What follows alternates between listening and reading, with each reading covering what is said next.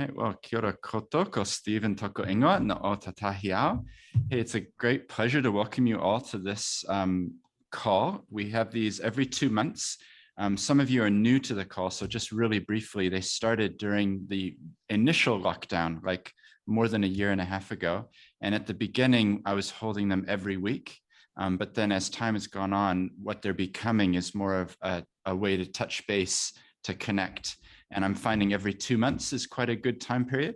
And I don't know about all of you who were on the last call, but it doesn't feel like it was 2 months ago. It's kind of goes by really quick, which maybe happens as we get older. I'm not sure. Time speeds up. But the purpose of the call, just for you, those of you who are new, is really to connect across the sector that I like to call the impact sector. So we've got people on the call who are focused on youth, mental health. We've got people focused on the environment. We've got people in professions, accountants, lawyers. Like there's a real diverse mix of people here. But all of us, I think, are focused ultimately on impact and mission. And so the idea is that by coming together, actually, we can learn from each other. And there might be ideas that you hear somebody talk about in a completely different sector that you could apply in yours. And also my favorite thing is when some of you email me and say, I made a connection on that call, and now we're doing something that neither of us had thought we could do, you know? So that's really the purpose of them. And what we're gonna do, we've got 2 speakers today. So we're gonna hear from Charities Services with an update on what they're seeing. But also we've got John Morrow here. So John, it's a great pleasure to have you on here because I know you're in demand because your report was only released last week. So it's great to be able to welcome you to the call. For those who don't know, JB Ware for a while now have put out cause reports, and they're incredible because they're very detailed analyses of the impact sector. So I asked John to come on. He's the head of philanthropy here in New Zealand. And I'm really curious. I think all of us on the call will be curious, John, to hear a bit more about the background to the report, what it is that you're aiming for with it. And I'll make sure to put in a chat the link where people can download it and have a look. But I really just want to hand it over to you and yeah, talk us through. And I'm sure people can type in the chat if they've got questions. So thanks, John. Thanks, Stephen. Tēnā koutou, katoa. Just before I go into this report, I just want to acknowledge actually Stephen's leadership in initiating this forum. I know, Stephen, you brought us all together. Well, it must be over 18 months ago now, and your ongoing commitment to this, just to acknowledge, it's a really valuable forum for us, and for us to be able to connect across different parts of this impact sector as you describe it. The opportunity today is just to just present to you, some of the work we've done and some of our thinking around the cause report. As Stephen alluded to, this is our second one for New Zealand. We did one in 2017, and we were keen to update this and provide another sort of profile on the sector. We call it the cause report, and we refer to the sector as the for-purpose sector. I know there's lots of names out there we can refer to in this, and charity sector, the community sector, third sector, not-for-profit sector. And I just often, this is sort of a view that's been taken within JB Ware, and it's probably common to most of you too, but when we talk about not-for-profit, we're sort of labeling the sector as something that it is not. And so we wanted to, just be more positive about that. And I know this is a more common phrase that's been picked up, and JB Ware have also adopted that as well, particularly after I think Tim Costello in Australia actually really pushed for this for the charity sector in Australia a number of years ago. So, whilst we talk about the for-purpose sector in this report, what we mean by that is not only the charity sector, but also the wider not-for-profit sector. And in terms of, why is this report significant? We hope, I think as we understand, there's very few pieces of research that take an in-depth sector-wide view of the for-purpose sector in Aotearoa New Zealand. And, so what we're hoping to do with this report is to demonstrate and profile and bring to the attention, sort of those outside the sector, the significance of this part of Aotearoa New Zealand and its contribution to enabling New Zealand to flourish, and a critical part of our fabric of our society. But also, it's also an opportunity, and in saying that, we do acknowledge the GDP contribution that this sector makes. That's those numbers that are in there, 4.2% of New Zealand's total GDP, that comes from the non-profit institution satellite account from Stat New Zealand. It includes the monetised volunteer labour, volunteering as well, of 4 billion. And, so that's a significant contribution or value add to New Zealand. And it's comparative to the primary industry sector, which adds about 7% to New Zealand's GDP, and it's on a size with the agricultural industry. So part of that report, is not only doing the detail into each subsector, but also saying, look, actually, this is a significant part of New Zealand, and we want to be able to profile this and actually highlight. I think one leader came to me last week and said, John, just thank you for this report. It makes just highlights that we are worthy.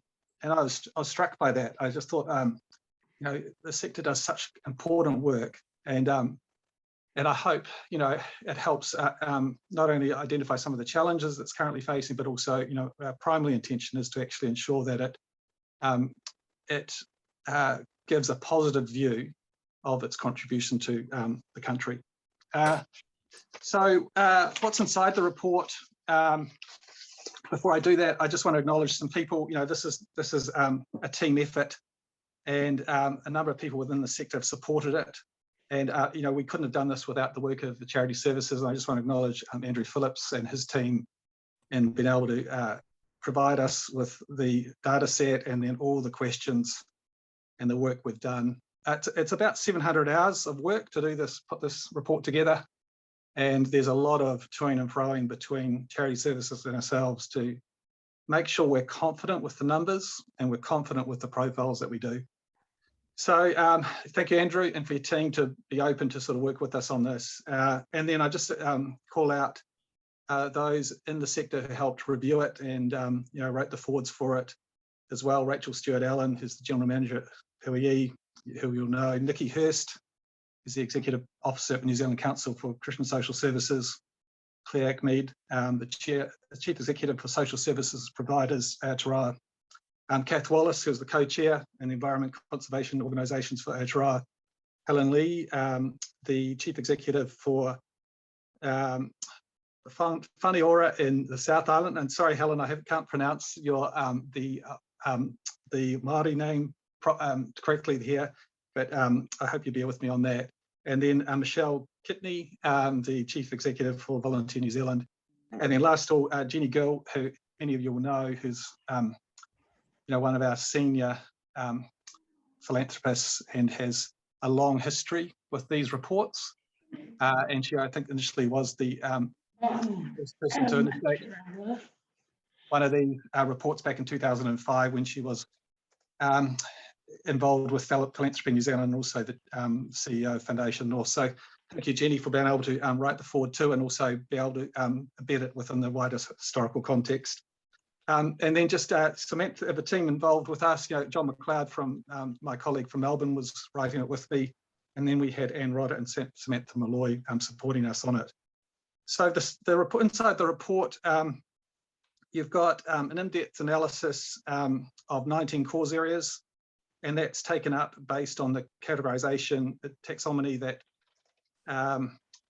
Charities Services uses mostly, but it's also an international taxonomy. So we take that because we can then make a comparison from each time we do one of these reports.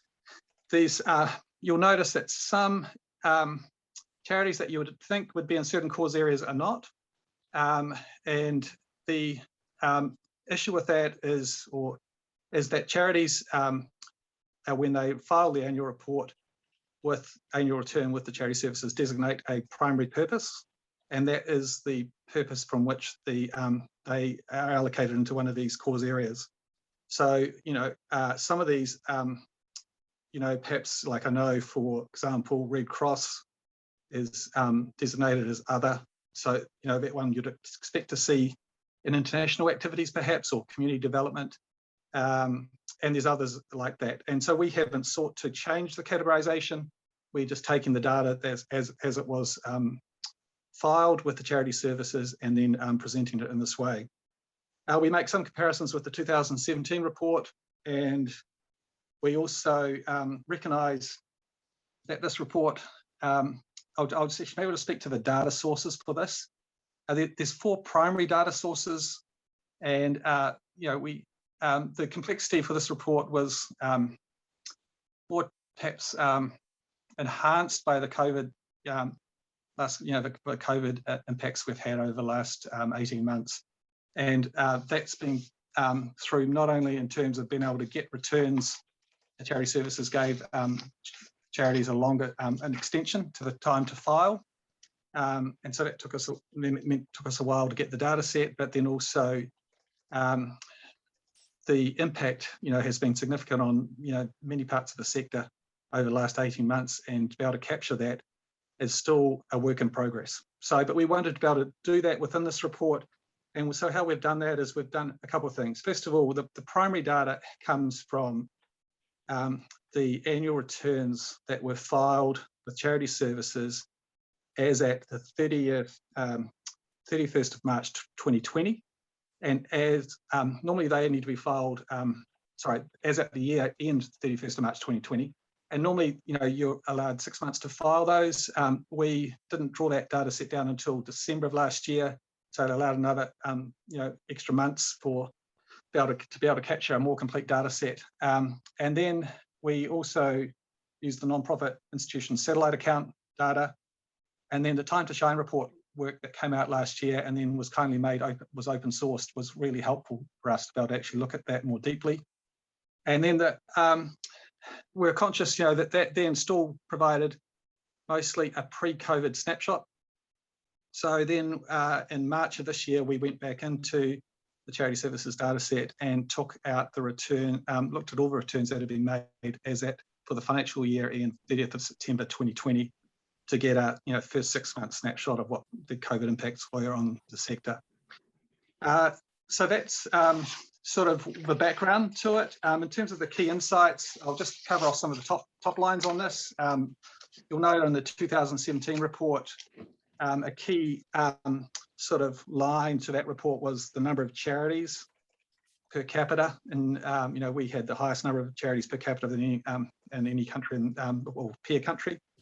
And I think at that time it was 21,500 charities. So that number's still growing, but hasn't grown at the rate it has in the past. So, it's now growing at about 3%. And, more recent times, the last year that we captured in this report, there was only 60 new registrations and 279 deregistrations. So that is a change. And at the time that we got the data set, the total charities that were on the report that were registered were 23,848.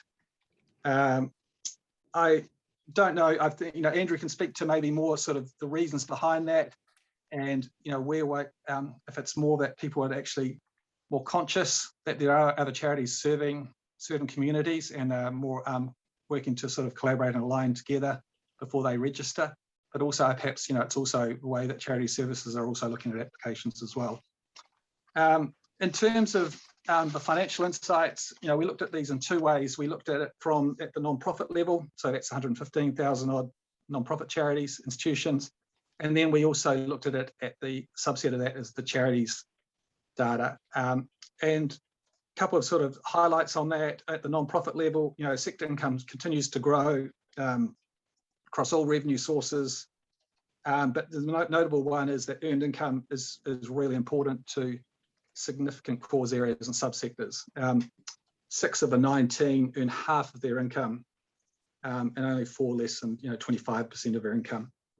So it's encouraging to see the diversification of revenue streams, which helps build resilience within the sector and within the organisations that have been able to do that. I sort of am conscious that's not available to all, and I do raise mention of just the vulnerability, particularly in international activities. It doesn't have the ability, it's the one that's most prone to a drop in donations because it doesn't have the ability to diversify its income as much as some of the other cause areas.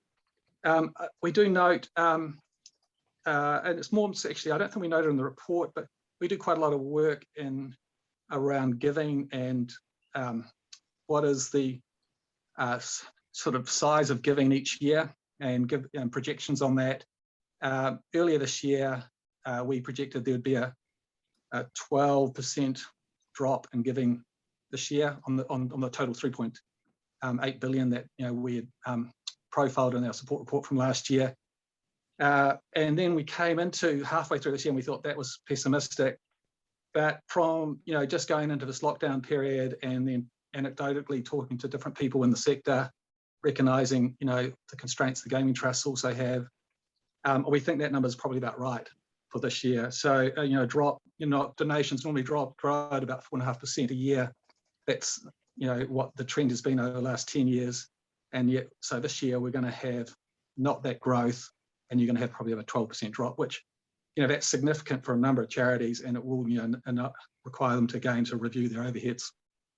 On the expenses side, 40% expenses have grown sort of slightly at a similar rate since 2013, at about 6%. Interesting to note that 40% of that is spent on staff costs, and that percentage has been consistent since 2004. On the charity, if we just go into the charities piece and go down to that sort of subsector, income growth over the last 10 years has been about 7%. Has been some bumps in 2018, 2019, but the surplus has been roughly the same. So surplus as a percentage of income has only had a small increase. So it's still at about 10%, 9% in 2013, 10% in 2018. And we do make a note in the report, this is, there's not a lot of buffer there. And, the consequences of that with these tight margins is that there is little room for innovation and opportunity to take risks on programs and delivering things in ways that are unproven or wouldn't attract donor or other grant forms of income. The surpluses growth has increased since 8.1% since 2013, and you'll see it has the total surplus in the sector had dropped to about 1.5 million at 31 March 2020, and our anecdotes are that would have, if we'd done the figures for this year, that would have dropped even further. A number of charities we know have had to dip into reserves over the last 12 to 18 months to cover the operating deficits. In terms of the labour workforce, we do look at that. The key sort of trends highlights on that are you've seen an increase in full-time staff, particularly in health and education, and that's just because of an increase of professionalisation within those sectors, and a slight decrease in part-time staff. And there is some reference also to how the sector is using more temporary contract labour to actually deliver some of their programs and support the back office functions. We talked about volunteering and the contribution it makes. Interesting to note, 9 of the 10 charities on the register are fully run by volunteers. It's a significant contribution they make to this sector, and the metric and sort of the dynamics within that is changing because of COVID, and Michelle speaks to that in her forward. We've also got a piece coming out of the Institute of Directors, I think next week, and Michelle make some further comments about that as well. In the COVID piece, so this is really saying, well, look, let's try, given that most of the data was looking at the 31 March financial year in 2020, we really wanted to sort of see what was happening in that first 6 months and building on the time to shine work that happened last year. And so in looking at that, we looked at the changes between the returns that were filed in September 2020 versus September 2019. And what was noticeable was that the certain sectors had significantly more loss of income than others, attributable to that sort of first 6 months of 2020 year. And particularly in sports and arts, which are event-based, are highly reliant on events to generate revenue, but also, highlighting social services and the increased demand that they had on this, on many charities in that sector had on their services, but still working within the existing funding models. And we do make reference to the Martin Jenkins report. That I think that's a really valuable report for the sector to reference and to speak to, both to donors and to the government and other grant makers. And I think there was the government wage subsidies coming through and other targeted help last year, and you're seeing some of that again this year. But again, particularly around the wage subsidies, that doesn't support the loss of income for overhead. So it doesn't, there's still real constraints there. And, I think the charity sector or the for-purpose sector is still, the challenges that it had last year are still with us this year. It's just compounded, and both on in terms of its financial health, but also the fatigue, I suppose, and the morale within existing staff members as well. So I think that's where I'm just going to stop. We do compare different sort of sectors by income. We look at different sectors by the labour force and then by assets. And there's quite a lot there to unpack. But I sort of thought, well, that's just the top line, and I'll hand it back to you, Steve, to sort of take it from there. Great.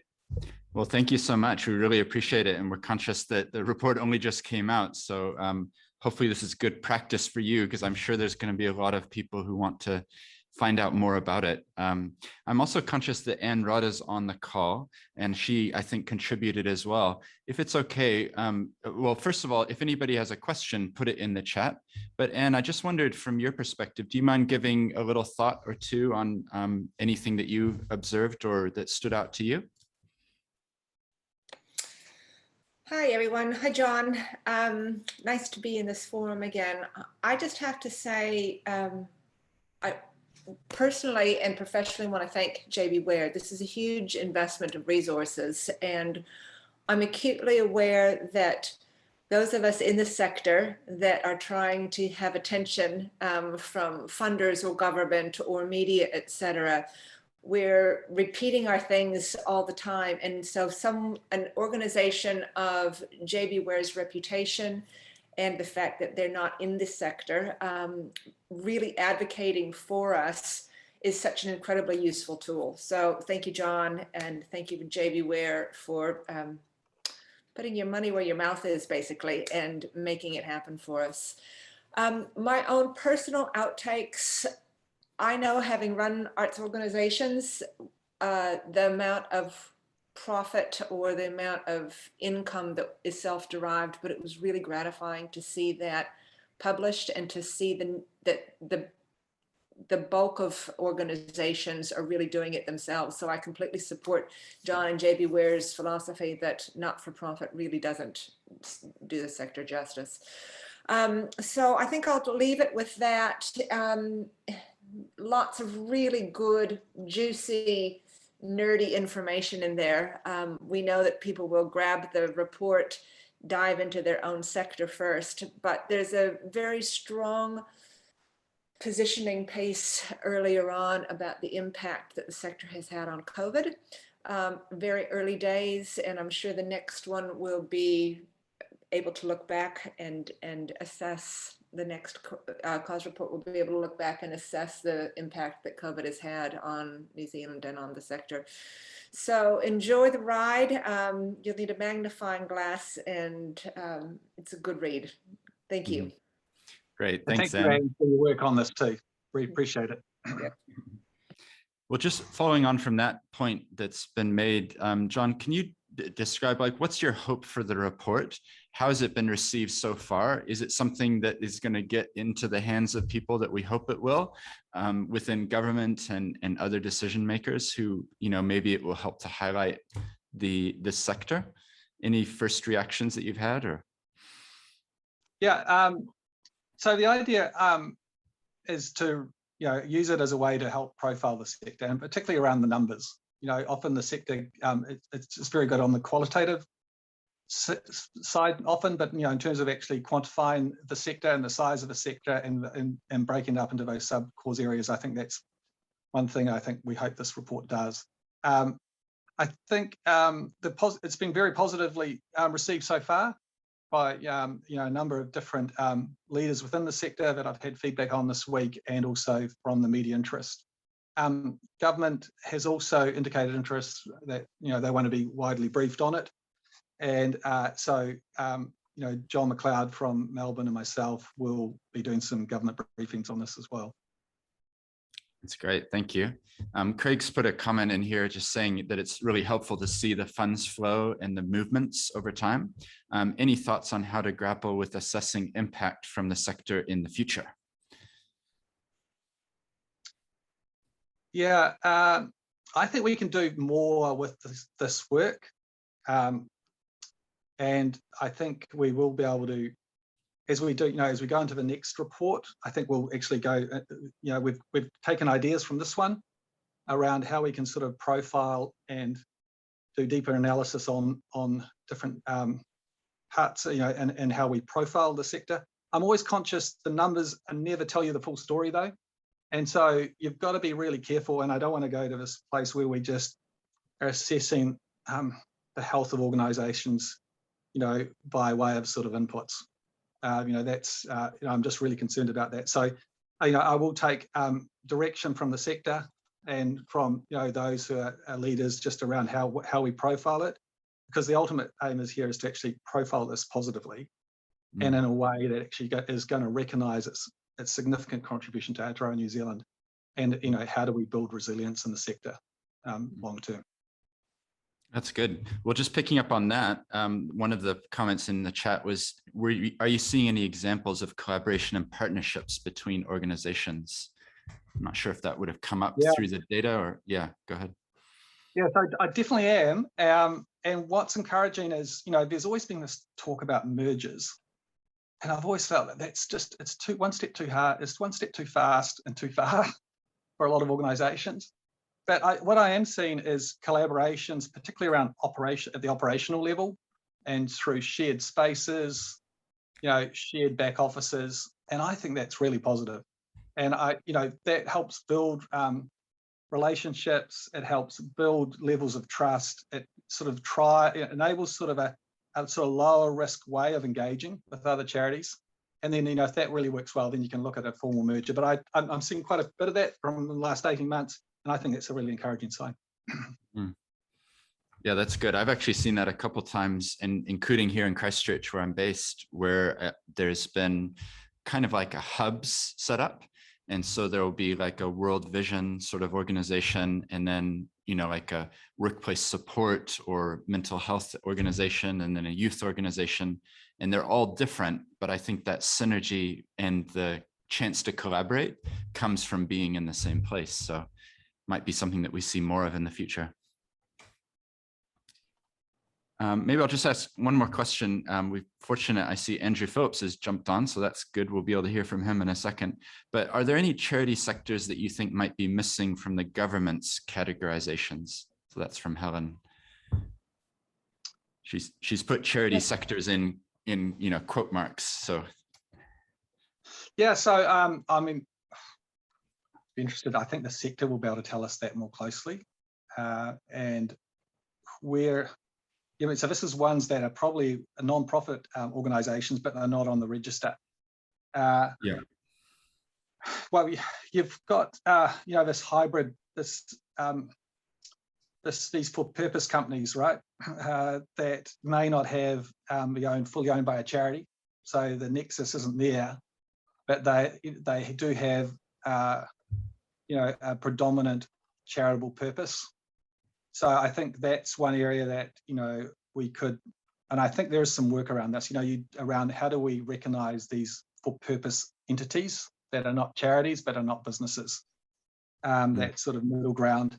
That would be probably my initial reflection, but I would be guided by sort of the sector as to other areas where, perhaps, the charities ambit is not as perhaps as wide as it could be. Great, thank you. Yeah, I think as others have said in the comments, and hopefully you're getting this positive feedback, we really appreciate it that you would go to the effort to go through so much data information and then pull out some highlights, pull out some reflections. And one thing I'd encourage people to do, like, I know this sounds basic, but if you read the report and you like it, why not consider telling somebody else about it? Like, you think about how many hours was it, John? 700 hours or more, that goes into the creating these sorts of resources. And it takes, 20 seconds to copy paste a link into your LinkedIn and post about it and say, hey, check out this report, as a way to continue to spread the word. Yeah, it's something that we could easily do, I think, to support, the good things there. So thank you very much, John, for joining us and sharing with us. I really appreciate it. And I put the link in the chat so people can find it. And we'll make sure when I send it out, we'll have that again for people to see. But thanks again. Steve. And if everyone's got any other questions, then I think they're in the landing page. There's my email address. Happy to sort of bring on to email me, and I can sort of pick up the conversation from there. Yeah, awesome. Thank you so much. So we're going to turn to hear a quick update from Charities Services. But before we do that, I know I'm going to forget to do this otherwise. So you were mentioning there, John, the idea that maybe there's businesses out there that are for purpose and wouldn't fit within traditional categorizations as a charity. And I'm definitely seeing that more and more. And that's what I've been focusing quite a lot of time and energy on, is how can we actually encourage more impact through for-profit and for-purpose entities.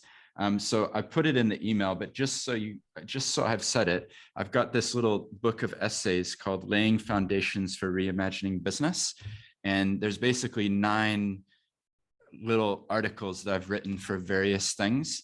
Putting them all together has made me realize that they actually kind of stand as a foundation for something. And what I'm doing now is working on another book, which will be all original, which will come out next year. But I would really value your help if this interests you. I'd love to send you a copy of this little document and get comments from people so that when I release it in early November, it'll have had several people look at it. So if you're interested, please just hit reply to one of the emails that's probably in your inbox and let me know. Because as John says, these types of things, you can't do them on your own. You need other people, and it's partnering and working together. And if you enjoy it, probably someone you tell about it will appreciate, being told. So yeah, I know I'm going to forget to say it. That's why I said it now. But we're going to just switch. So on the calls, what I try to do is get a variety of people sharing about what's going on. In this call, we focused a bit more on this report because I think we can all agree it's kind of a standalone one-off event in a way, that this has been released.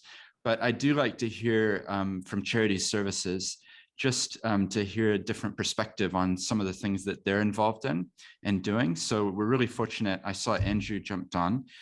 So Andrew, if you don't mind just giving us an update. I know you've got your AGM coming up. How can people engage with you, get involved, anything that you're seeing? We'd love to hear from you. Sure. Thanks, Stephen. Really appreciate the opportunity. I'm called Andrew Phillips Stockwingler. I'm Manager Engagement and Business Improvement at Charities Services. I look after the teams that do our front-facing engagements and our administrative side of the business, so removing charities for failure to file, things like that. We do have our annual meeting. That's a big agenda item on our calendar. That's coming up on the 29th of October in a couple of weeks. The Minister will be speaking about the new chair of the board, Gwen Keel, the Charities Registration Board, responsible for making decisions about registration and deregistration, and our current General Manager, Mike Stone, who's acting for Natasha Waite, who's acting for someone, another manager in DIA who's been shifted off to deal with some of the COVID response issues. So a lot of moving chairs in the department at the moment. So that's, you can sign up for the annual meeting on our website. It's promises to be an exciting event, but it's a good opportunity to express your opinion about anything to do with the operation of the Charities Act at present, especially from an operational perspective, and meet other charities. We're doing it via Zoom, completely online, for the first time. So it's been interesting to see how it works. We tried to learn from some of Stephen's previous events. He's, I think, in some ways pioneered some of the more inventive ways of using Zoom to try and engage more actively. So we're going to try and do a little bit of that to be a bit more flexible, but we'll see how that works next week. We're also releasing a newsletter today. If you're on our mailing list, it's quite a long newsletter, as we had a delay. Last month we did we release one every 2 months. The last one was really short because we just wanted to, it was just when the COVID most recent outbreak happened, and we were basically under universal guidance in government to be sticking to COVID messaging only. So this is a bit of a bumper issue, including a lot of the things that we've been doing over the last 3 or 4 months, including some new governance resources, and a new blog on how to change your rules effective, which Stephen helpfully provided some good feedback on earlier this week. Only other updates that I think are probably interesting to the group: Selects Committee are going to be reporting back on the Incorporated Societies Bill, and that's been moved from 3rd of October to the 6th of October to the 3rd of November, so that will be coming out. There are some threshold changes coming up for Tier 4 and entities that need a review and an audit. So that information, we'll be communicating that in a little bit more detail on our December newsletter, but that means that there's just going to be it's an inflation upgrade for those entities. So Tier 4 is moving to 140,000 operating payments, and the review threshold is 550,000, and the audit threshold is 1,100,000. Finally, the only other thing is just reminding everyone that Tier 1 and 2 service reporting is kicking in from periods beginning on the 1st of January, which we're quite excited about. A lot of charities have already opted up. Tier 1, 2 charities have already opted up, so we're providing a lot more information about that in our December newsletter to get people ready, recording that information. So that's me, very brief, quick speaking update. Great. Thank you so much, Andrew. It's awesome. I think it's just helpful to have you on these calls, because you know, it can feel sometimes like it's a government department and it's somewhere out in the ether, but having you here to share, in person about what's coming up is really helpful. And I've been to several AGMs, and it is interesting to get the perspective of the speakers and find out what's going on. So yeah, I'd encourage people to have a look. I put a link in the chat there, so if you want to check that out, you can join on that. So now what I'd like to do with the rest of what remains is about 15 minutes or so. And I understand we're all busy. Feel free to drop off. It's completely fine. But what I like to do on these sector calls is give a chance for people to connect, because I'm really conscious, as Andrew said, I've done a lot of these sort of Zoom meetings, and it can feel a bit like watching a TV show.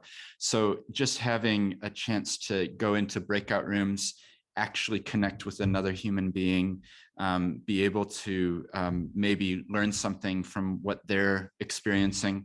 I think it's a helpful part of the calls. So I know some of you are going to drop off, and again, that's completely fine. But for those of you who'd like to, I'm going to put you in rooms with about 4 people. So it'll be a chance for you to introduce yourselves, just briefly state, what you're involved in.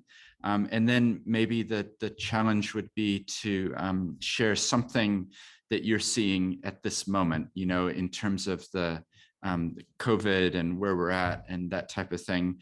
Or you may have a reflection on the JB Ware report and what John was talking about, if you've had a chance to read it. So I'm just going to let some of you who don't want to be on here, feel free to drop off now, and then I'll put the rest of you into breakouts. And then we'll come back and have a quick catch up in about 10 minutes. or did you not get beyond just sort of introing each other? That's where we were. So Stephen, Alan Vink here. Just one comment from the earlier conversation. I think what I'm observing is largely due to financial pressure, more and more, well, I keep calling them not-for-profits, but for-purpose organizations are looking at and reaching out to others to see if they can get some synergies and collaborations around backroom work. And I think what I'm observing, it's absolutely essential that we do this, because so much of the backroom work is pretty much identical. Administration is administration. And it, you know what I mean? And I consult for organizations. Admin is admin. And there's so many organizations are reinventing the wheel all the time. And it seems to me unproductive and unnecessary. So I think we need to encourage every effort to get backroom work collaborations, one photocopier, one phone system, and so on. That's great. So let's support that view, Alan. And we've been talking to a number of organizations. They struggle with different kind of problem, but the main problem that actually emerged is the operational structure and how they actually organize themselves to deliver the outcome to the community and beneficiaries. Yeah, I think I said earlier, it's something that I'm seeing a lot of, and I think people are more open to it. I know there's a actually interesting example with Child Fund in Auckland. They moved out of their old premises and they moved into a startup hub, which is more like a for-profit startup hub. And so they're a charity there, but they, through that, I think they've had their, way of thinking expanded. And one of the things they've done is introduced a crypto wallet. So if you want to give to Child Fund, they actually have a wallet and you can transfer some crypto to them. So just as a charity, you wouldn't think that they would be thinking about innovative ways to maybe source new revenue streams, but they are. And I think part of it is that they disrupted themselves by moving out of the office where they were into a space where they were interacting with others.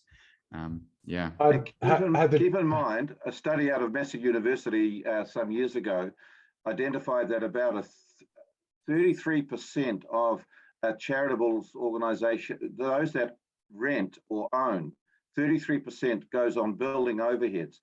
Oh my goodness, there is massive savings here in my view, massive.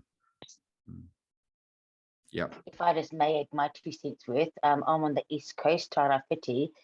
So what we've done is there's 5 of our Māori organisations, but we're all doing the same thing, empowering through enterprise and technology. But we're all based in Gisborne, Tolaga Bay, Ruatoria, Te Araroa, Hicks Bay. So we can't be in the same building. But what we're doing is we're sharing we're just starting now to accounting services, legal services, so sharing those type of services, also creating a funding pool. We're literally sharing the funding pool that we can all tap into, because as a unified force, we have a bigger speaking force as well. So yes, there's definitely strength in unity. That's really good. Thank you for sharing, Lily. And I know what you're doing as well. It's in that social enterprise side of things as well, isn't it? Encouraging business, and particularly with the Te Ao Māori perspective, like bringing a new way of thinking. Yeah, that's awesome. Cool. Any other themes or things that people would like to share with the rest of us?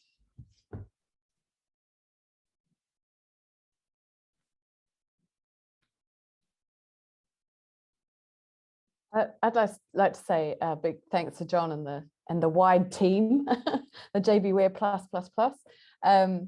It's a great report. I just hope that it continues to flourish. I love getting behind the data. I know you've got lots of data restrictions, if you like, because you're reliant on what people put down on paper, but still, it's great insight.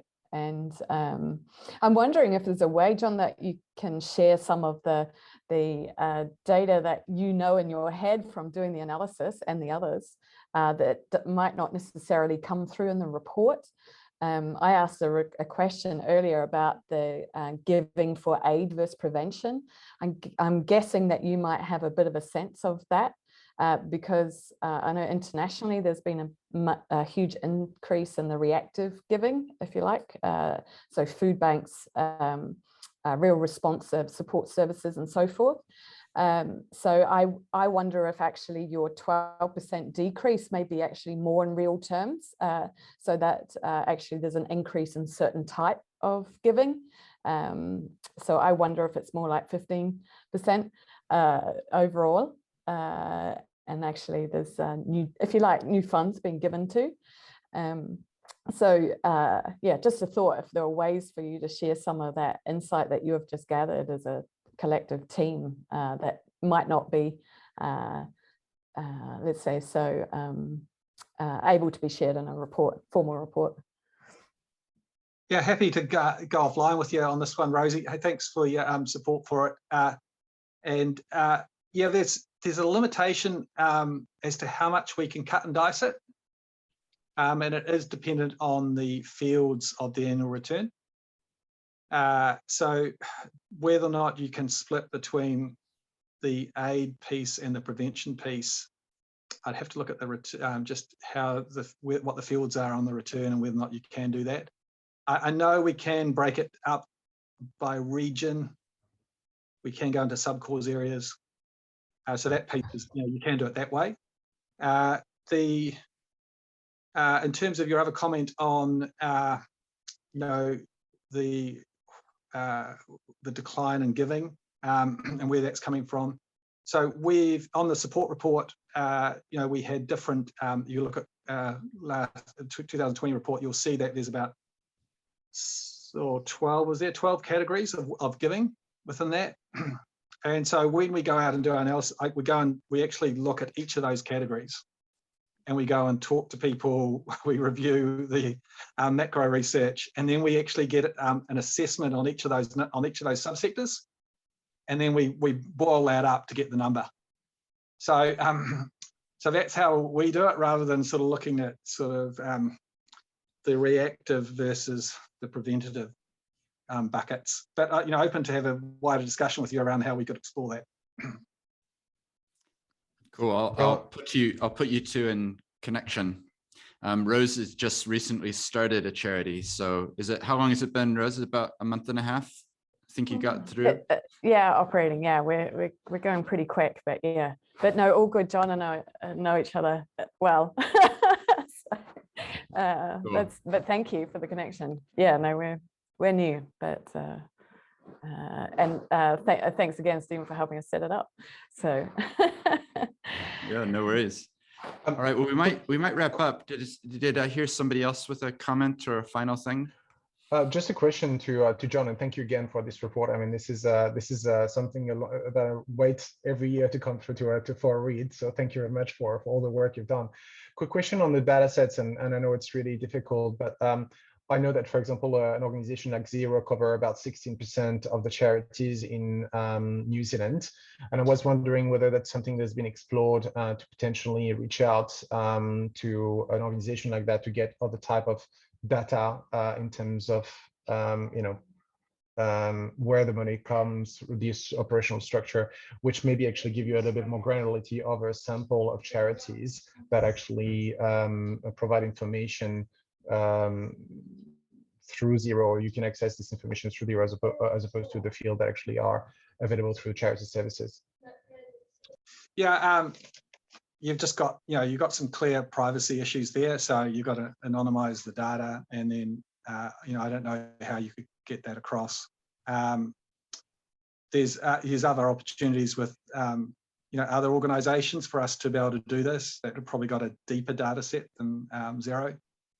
But again, it's just navigating the privacy issues around this. Great. Well, thanks everybody for joining. And what I'll do is send around a link. The email now goes to more than 500 people. So if you have updates or things that you'd like to share with others, then just drop me a line. I'm happy to include things. As you can hopefully tell, the point of it is that it will be helpful. People can scroll through and they can find things. And I know today, I think we had about 40 something people, but I know lots of people watch the video afterwards. So it's a great way to be able to connect with each other, even if we're busy on the day. So be watching out. The last one of the year, hard to believe, but it will be in December. So I'll send around links and just, yeah, be watching your inbox. But thanks everybody for joining, and see you again. Bye.